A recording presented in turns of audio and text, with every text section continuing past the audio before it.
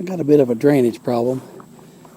I've got an extra downspout that I have nowhere for it to go. I don't have a stub up for it. And I'm going to dig me a little drain. The problem is my foundation drain comes out under the house exactly in the same spot.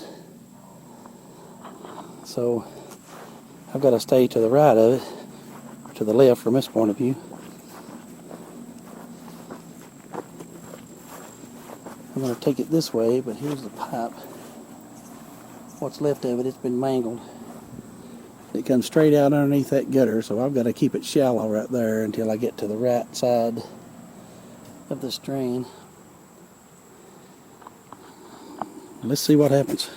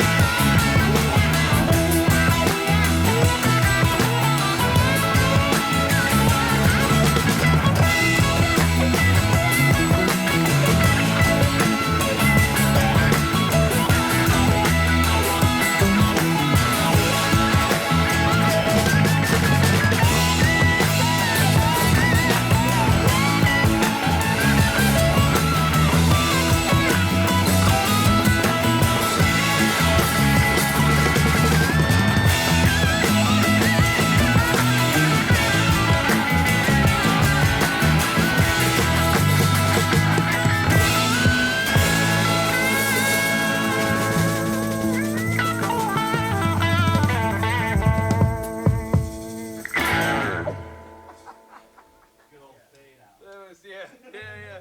Sorry, I was like, what is he trying to do?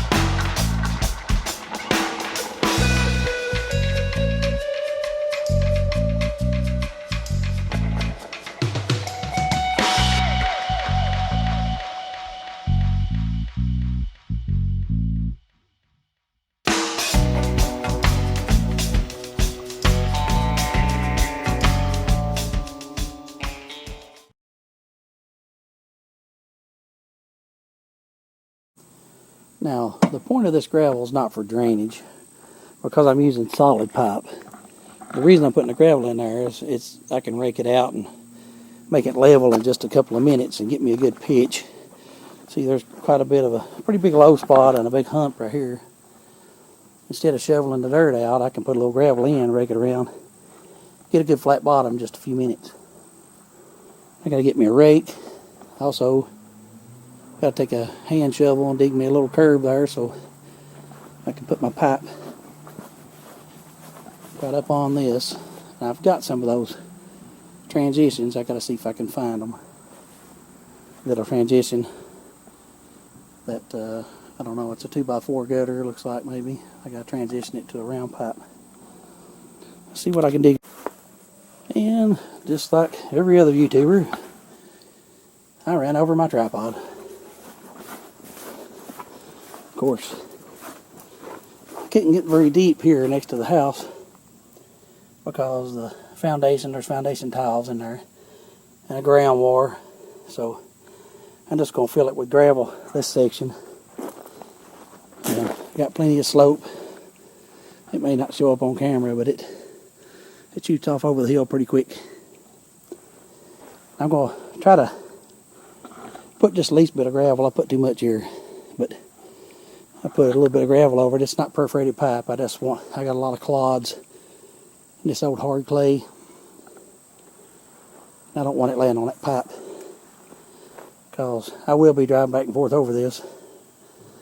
So I want to bury as deep as I can with as much gravel as I can to kind of build a little bit of a bridge. I got plenty of gravel laying around. That's going to go out to daylight eventually, I've got another drain just above that tree that comes off that gutter. I want to put just a pretty good ditch and change them over to perforated pipe and put me about a 3-foot wide ditch all the way down through here going over the waterfall down there.